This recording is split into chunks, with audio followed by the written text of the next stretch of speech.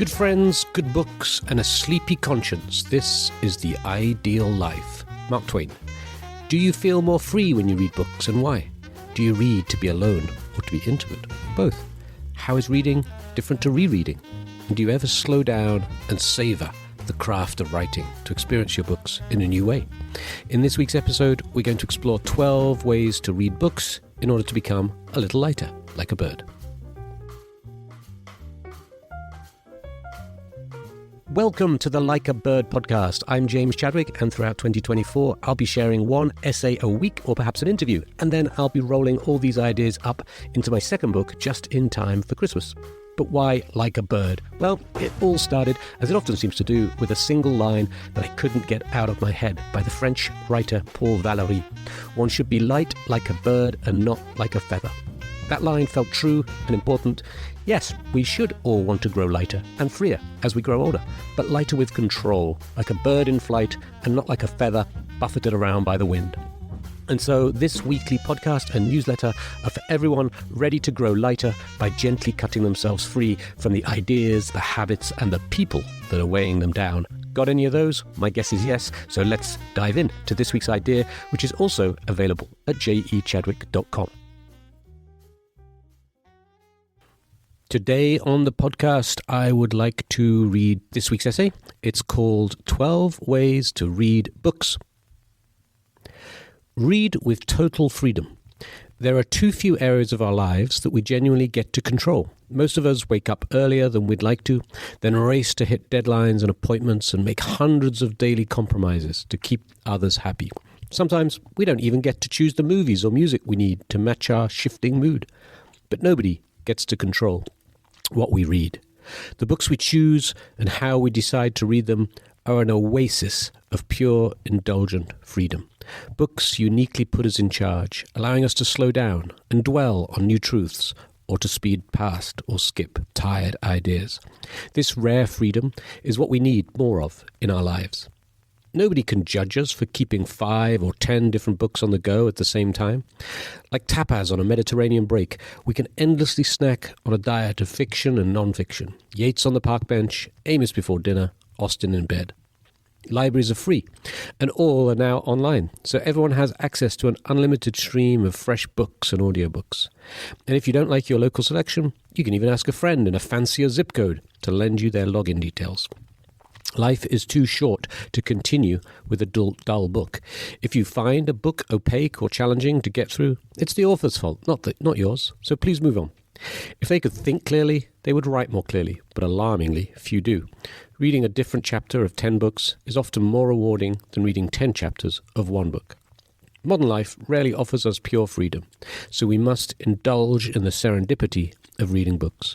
Richard Powers captured this freedom wistfully in this passage from Bewilderment. My son loved the library. He loved putting books on hold online and having them waiting, bundled up with his name when he came for them. He loved the benevolence that the stacks held out, their map of the known world. He loved the all-you-can-eat buffet of borrowing. He loved the lending histories stamped into the front of each book, the record of strangers who checked them out before him. The library was the best dungeon crawl imaginable. Free loot for the finding, combined with the joy of levelling up. Read to be alone. We can only know ourselves once we deliberately carve out space to spend time alone. Books are perhaps the best way to be alone. They provide just enough company to keep the wolf of loneliness from the door, yet still demand our active introspection. A good book gently pulls our attention between the characters, the author, and inevitably ourselves, at a pace that creates space for self-compassion. Do we sometimes act like this? Are we also, perhaps, too jealous or too forgiving? Possibly. Read on. With a day of solitude and a pile of books, we can enjoy aloneness, the happy cousin of loneliness. In his 1905 essay on reading, Marcel Proust captured it well. With books, there is no forced sociability. If we pass the evening with those friends, books, it's because we really want to. When we leave them, we do so with regret. And when we have left them, there are none of those thoughts that spoil friendship. What did they think of us? Did we make a mistake and say something tactless? Did they like us? Nor is there the anxiety of being forgotten because of displacement by someone else. Read to be intimate. At the same time, our books can help us find intimacy. They open our hearts and make us available again to connect with people we might wish to love. There is perhaps nothing more erotic than to sit and read in silence with someone we desire. Books allow us to intimately experience shared meaning with other readers and invite friends and family into more profound communion. If you'll permit an irresistible pun, our books bind us. Cormac McCarthy wrote in The Passenger, having read even a few dozen books in common is a force more binding than blood. Sartre once said, I found the human heart empty and insipid everywhere except in books. Or even, as John Waters rakishly put it, if you go home with somebody, they don't have books, don't fuck them. Books can also have a unique physical intimacy that can last for decades. I have copies on my shelves that I swear still hold the scent of the person who gifted them to me. Impossible, right? When we discover and finish a remarkable book, we should buy copies for friends who need to read it and let them know we want to discuss it as soon as they finish. Sometimes, as I read, I'm already debating who will require their own copy when I'm done. Read to understand people. In Walter Isaacson's insightful biography of Elon Musk, he quotes the billionaire describing a difficult childhood. I took people literally when they said something, and it was only by reading books that I began to learn that people did not always say what they meant. I don't usually identify with Musk, but when I read this, I couldn't help wondering whether my own teenage fixation with Jane Austen was rooted in the same need to understand others, especially those new objects of desire, girls. I suspect I was desperately grasping to decode Austen's Elizabeth Bennet. There is a stubbornness about me that can never bear to be frightened at the will of others. My courage always rises at every attempt to intimidate me. Or Emma Woodhouse. I always deserve the best treatment because I never put up with any other. If I could understand the secrets of these 18th century heroines' hearts, I would surely be more successful with 1980s girl goths. Dear reader, it didn't work. As an interesting and perhaps telling aside, Austen's novels were prescribed to shell-shocked World War I soldiers to help them rehabilitate back into society. Following their trauma, I imagine those young men must have struggled to learn again how to make sense of anything. Most books make us wiser somehow. Paradoxically, non-fiction reveals the most wildly improbable stories, but the most profound human truths are found in the characters of fiction. Johann Hari explored this in Stolen Focus, his insightful book about distraction, where he shared the outcome of a study of reading habits. When they got the results, they were clear. The more novels you read, the better you were at reading other people's emotions. It was a huge effect. This wasn't just a sign that you were better educated, because reading non-fiction books, by contrast, had no effect on your empathy. I asked Raymond why. Reading, he told me, creates a unique form of consciousness. While we're reading, we're directing attention outward towards the words on the page, and, at the same time, enormous amounts of attention is going inward as we imagine and mentally stimulate. It's a way of combining outwardly directed attention and inwardly directed attention. When you read fiction, in particular, you imagine what it is like to be another person. You find yourself, he says, trying to understand the different characters, their motivations, their goals, tracking those different things. It's a form of practice. We're probably using the same kinds of cognitive processes that we would use to understand our real peers in the real world. You simulate being another human being so well that fiction is a far better virtual reality simulator than the machines currently marketed under that name. Read old original texts. Despite our relentless bias towards the new, the latest, the next big thing, we should fight this urge and always return to old original texts. Books, plays, and poems that can survive intact and pure for centuries, communicating ideas over the ages and revealing universal human truths. Open any battered copy of the complete works of Shakespeare at a random page, and you will find fresh, 400-year-old humour and valuable insights. The playful and erudite essayist Nassim Nicholas Taleb is insistent on the importance of older texts. He often invokes the Lindy effect, which states that the longer a non-perishable item, like a book, has been around, the longer it's likely to persist into the future. I follow the Lindy effect as a guide in selecting what to read. Books that have been around for 10 years will be around for 10 more. Books that have been around for 2 millennia should be around for quite a bit of time, and so forth. He believes this idea should also guide writers.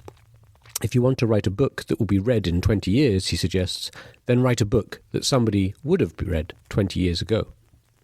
Taleb also argues that most new texts, and especially non-fiction, are disposable. No book that can be shortened survives. To see if a book is real, ask 10 people of different backgrounds and professions to summarize it, he advises. If the summaries are similar, the book will not survive, as it can be shortened to a journal article. The more the summaries diverge, the higher the dimensionality of the book.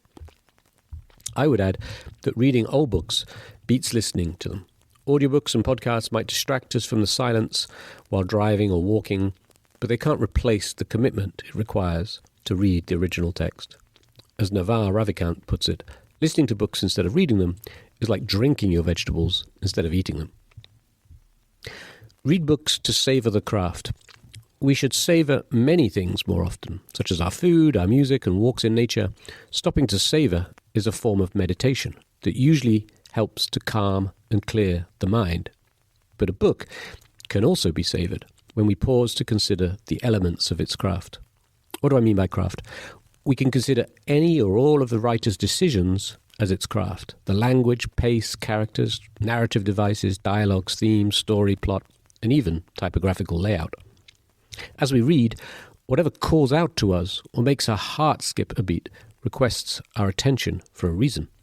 There's usually something there when we pause to consider a line or a single word choice, even if only for a moment. There was a reason it called out. When we savor a book, we start to pick up on all these atomic parts. We stop simply enjoying the story and we begin to ask why. Only books lend themselves to this form of meditation. With a movie, a play, or a piece of music, it's a moving target unless you deliberately hit pause. So it's harder to appreciate things deeply in the same way. Books invite us to stop and savor. But don't take my word for it. Here are the opening paragraphs from Metamorphosis. In German, that's Die Verwandlung, a novella written by Franz Kafka and first published in 1915. It tells the story of salesman Gregor Samsa, who wakes one morning to find himself inexplicably transformed into a huge insect. It's perhaps my favorite opening passage in all literature, and I invite you to savor the writing craft and pause to spend time with anything that jumps out at you. As Gregor Samsa awoke one morning from uneasy dreams, he found himself transformed in his bed into a gigantic insect. He was lying on his hard, as it were, armor-plated back, and when he lifted his head a little, he could see his dome-like brown belly, divided into stiff arch segments, on top of which the bed quilt could hardly stay in place and was about to slide off completely. His numerous legs, which were pitifully thin compared to the rest of his bulk, waved helplessly before his eyes. What has happened to me, he thought. It was no dream. His room, a regular human bedroom, only rather too small, lay quiet within its four familiar walls. Above the table, on which a collection of cloth samples was unpacked and spread out, Samsa was a travelling salesman, hung the picture which he had recently cut out of an illustrated magazine and put into a pretty gilt frame. It showed a lady with a fur hat on and a fur stole, sitting upright and holding out to the spectator a huge fur muff into which the whole of her forearm had vanished. Gregor's eyes turned next to the window and the overcast sky. One could hear raindrops beating on the window gutter. Made him feel quite melancholy. What about sleeping a little longer? Forgetting all this nonsense, he thought. But it could not be done, for he was accustomed to sleep on his right side, and in his present condition he could not turn himself over. However violently he forced himself towards his right side, he always rolled onto his back again. He tried it at least 100 times, shutting his eyes to keep from seeing his struggling legs, and only desisted when he began to feel in his side a faint, dull ache he had never felt before. Read to become slightly less dull. I've always felt that the worst insult is to call someone dull. I would feel sad if somebody I valued called me unoriginal. But after living alone in a cave for 11 years, that's precisely how the British Buddhist nun Tenzin Palmo, has described the human mind. She says, "The mind rarely thinks up something fresh and new and exciting. Mostly, it's just the same stale material, repeated again and again. The same old grievances and memories, both happy and sad, opinions, ideas, plans, fantasies, and fears. If we start to observe our mind, we see how unoriginal it usually is. Our ordinary, conceptual mind is not really very bright." After 11 years of solitude, arguably, she can see things as they really are, so I'm willing to accept that most of us are rather dull. To be clear, I'm not claiming that reading more books will instantly make us fascinating, and I certainly know people who read all the best books and take out all the worst messages. But if you become a discerning reader and take the time to reflect and savour the craft, especially if you take notes and review them along the way, you should at least become less dull. Curiously, the books we read will still change us, even though we forget most of what we've read. A good book is also a good conversation, even with a stranger. I used to find it difficult to converse with two types of strangers, the very young and the very old. Now, I simply ask them what they're reading. It works well with 5-year-olds and 85-year-olds. And if they tell you they don't read books, you likely just saved yourself a dull 5 minutes either way. Read to get healthy. Kafka once compared books to narcotics, but all the evidence suggests they are tonics.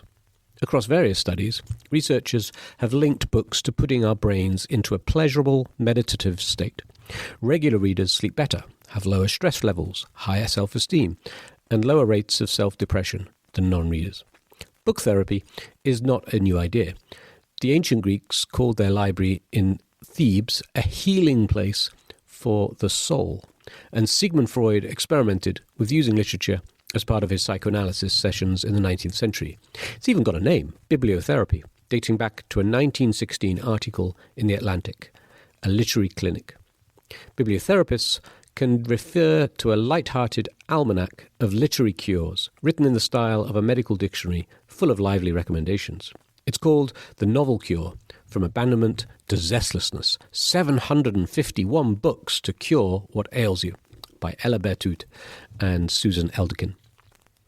Structured like a reference book, readers simply look up their ailment, be it agoraphobia, boredom, or a midlife crisis, and are given a novel to read as the antidote. Bibliotherapy does not discriminate between pains of the body and pains of the head or heart. Aware that you're being cowardly, pick up To Kill a Mockingbird for an injection of courage. Experiencing a sudden, acute fear of death, read 100 Years of Solitude for some perspective on the larger cycle of life. Reread great books. D.H. Lawrence once wrote, "It's far, far better to read one book 6 times at intervals than to read 6 books separately." But I always suspected he was exaggerating. Not all books are worth reading, but a great book deserves at least 3 revisits over a lifetime. Perhaps as we get older, we become more efficient at forgetting. So I might return to a few of my favourite short novels 6 times before I die.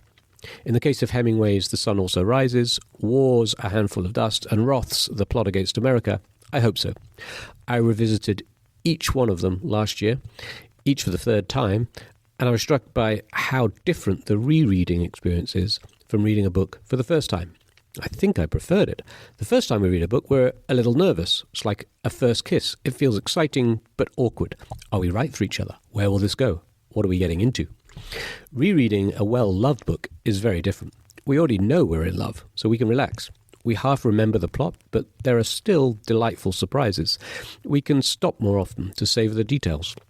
And especially now that we understand the whole book, we can appreciate the craft and breadcrumbs the author laid for us, but were missed the first time. Read to develop a profound, original idea of your own. Getting to a profound and unique idea takes work. There are many intelligent thinkers, and now anyone with a keyboard or a camera and an idea can publish. The world of ideas is flat and daunting. But if you read books, you have a strong advantage. For a start, most people are too lazy to find and read the right books. Yet the complex ideas you need to build on to get to an original idea of your own are all in those books. Remember, good books can contain highly sophisticated ideas, as Michael Chabon has observed. A book is a map. The territory it charts may be the world or other books, or the mind of the cartographer. A great book maps all three territories at once, or rather persuades us that they, world, literature, and a single human imagination, are coextensive. That's from the foreword to Trickster Makes the World by Lewis Hyde, which is also an excellent book. Books are the most effective medium for communicating complex ideas. They require their authors to work hard to distill their ideas clearly, even if only a few people ever read them. All it takes is to find and absorb a handful of the right books around a common theme, and then to synthesize and extend them into something different and better, and you can get to a fresh idea. Find several books that tackle the same important theme from very different angles, then write down your own new beliefs. You'll need a robust system for note-taking to build deep and original ideas. Unless you combine reading with a simple habit of rereading your highlights and notes, almost everything will be lost, like sand flowing through open fingers. There are plenty of apps out there to help. I recommend Readwise to capture and then revisit your books and articles to harness the power of what they call spaced repetition and active recall. Read to travel light. Books and travel often satisfy similar emotional needs. They release and temporarily transport us to more inspiring places. Our romantic minds often link a favourite book to the warm beach or rattling train where we first sat down and opened its cover. When we revisit its pages, the sounds, smells, and stirring emotions all instantly return. Sadly, when we get busy with work or parenting, we can't read as often as we would like to, and our favourite pastime gets postponed to holiday reading. We store our books in a pile for the next trip. Ironically, this almost becomes the main reason to travel, to sit on the beach and read books. Yet often, by the time we've navigated flights, car rentals, and hotels, we're too tired to get through half of them. If we're honest, we might have enjoyed our break more, sitting with a bottle in our favourite chair with someone we love, all our devices turned off, and rereading our favourite books. In fact, with the right books, we often don't need to go far to experience many of the benefits of travel. When we travel physically, we only see tiny fragments of the world, so we can choose to either experience these fragments of the world for ourselves, or we can enjoy even more of them through the eyes and words of the best travel writers. I've travelled both ways extensively, and there are fewer differences than you might imagine. Many decades later, the memories I still hold from reading Bruce Chatwin's songlines and In Patagonia, or devouring Pico Iyer's Falling Off the Map or Video Nights in Kathmandu, are as strong as my own travel memories from the same period. Finally, read to stay humble. In Alan Bennett's bittersweet play and hilarious movie, The History Boys, Hector the teacher tries his best to express part of the magic of reading to the teenage boys. The best moments in reading are when you come across something, a thought, a feeling, a way of looking at things that you'd thought special, particular to you. And here it is, set down by someone else, a person you've never met, maybe even someone long dead, and it's as if a hand has come out and taken yours. I feel for Hector. As a father of 4 boys who were once avid readers and have lost the habit for now, I wish I knew how to convince them not to turn their backs on a habit that will always provide solace. I still hope they'll return to become readers again as adults. This humbling reading experience, as if a hand has come out and taken yours, is essential to becoming an adult. It's the moment when we understand that we're not so special and that our pain or sadness is not so unique either, and certainly not worth losing sleep over. A good book reflects our mortality. It gently teases us about our pretensions and reminds us how little time we might have. All these feelings and ideas existed before us and will continue long after us. So perhaps the best we can ever make of it all is to sink into a very comfortable chair and get lost in a fresh pile of colourful hardbacks. Thank you.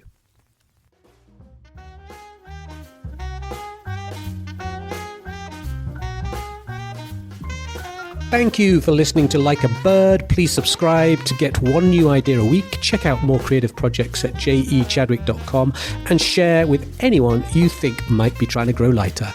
And have a great light week.